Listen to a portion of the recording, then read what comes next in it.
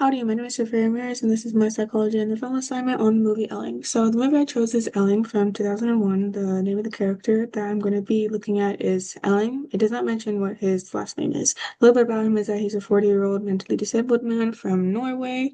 He lives a very shut and cautious life because when he was growing up, he was very sheltered and he was like very much a mama's boy. He got institutionalized when his mother passed, and then afterwards, he moved into a small apartment with his roommate, and this is where his story begins. So the film is set in also Norway, which is a real city. Since this is a city, it's very like the culture is going to be kind of overcrowded. Poverty, smoking was very prevalent because of the time period being the 1980s, 1990s. The good thing is that disability benefits were improving, which he is on, and psychological disorders were well recognized. The disorder that Elling is going to be diagnosed with is generalized anxiety disorder, GAD, which is the like continuous unnecessary worrying and sort of dwelling on life events or the future, and it's very irrational and unreasonable. It's common among adolescents, but the most frequent diagnosed age range is going to be 31 years to mid-age. For this diagnosis, he would be diagnosed in this time period by a therapist because it was a recognized psychological disorder. But GAD is not going to be diagnosed the same in all cultures just because the level of like normal amounts of nervousness or sociability is going to differ among cultural factors. Some stigma surrounding GAD is that people who have it are just being lazy because they're not taking initiative due to them having fears. The media coverage of anxiety can also lead to like overgeneralizing and people thinking that, oh, I have it because this happened to me or blah, blah, blah, when really it's supposed to be constant and ongoing. Um, Yes, so evidence that Elling displays GAD is that he's very irritable and he avoids stressful situations. For example, on his irritability, he has frequent meltdowns when something unfamiliar happens to him. For instance, when towards the end of the movie, him and his social network go to this lake to relax, and he discovers there that him and his roommate aren't going to be sleeping in the same room together. And this freaks him out because it's not what he prepared for. So he starts having like a tantrum.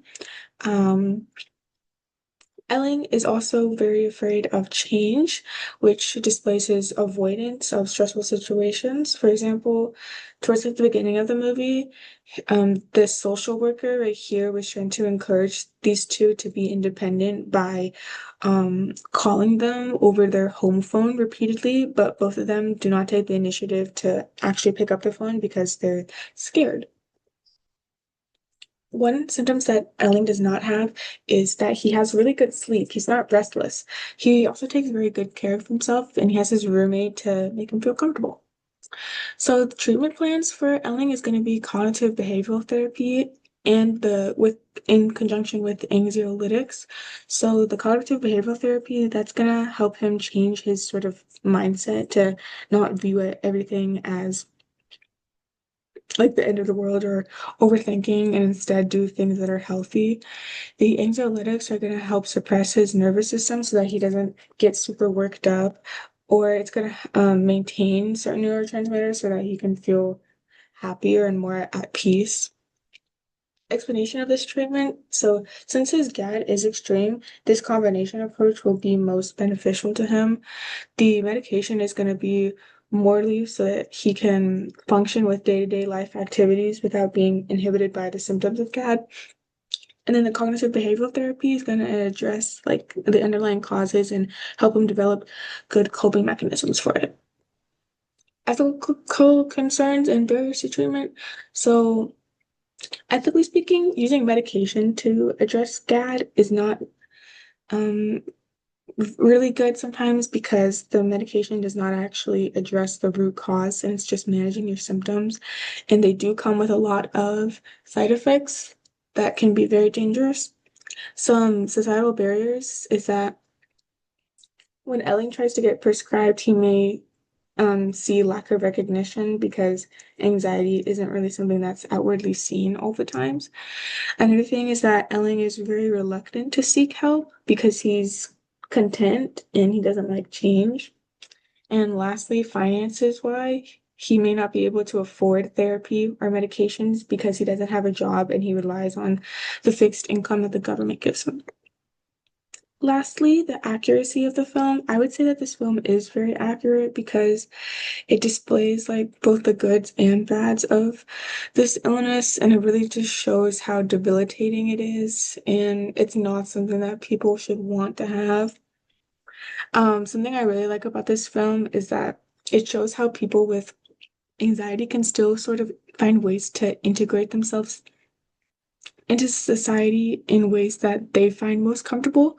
For example, um, Elling, he really loves poetry and he wants to share his poetry with others, but he's afraid of doing so. So instead, he sticks his poetry into these boxes of sauerkraut, which is basically like this fermented cabbage side dish. So he does that instead so that others can see his poetry. And I just thought that's very like a unique way. This is my works cited, and this does conclude my presentation. Thank you so much for listening, and I encourage you to watch the film.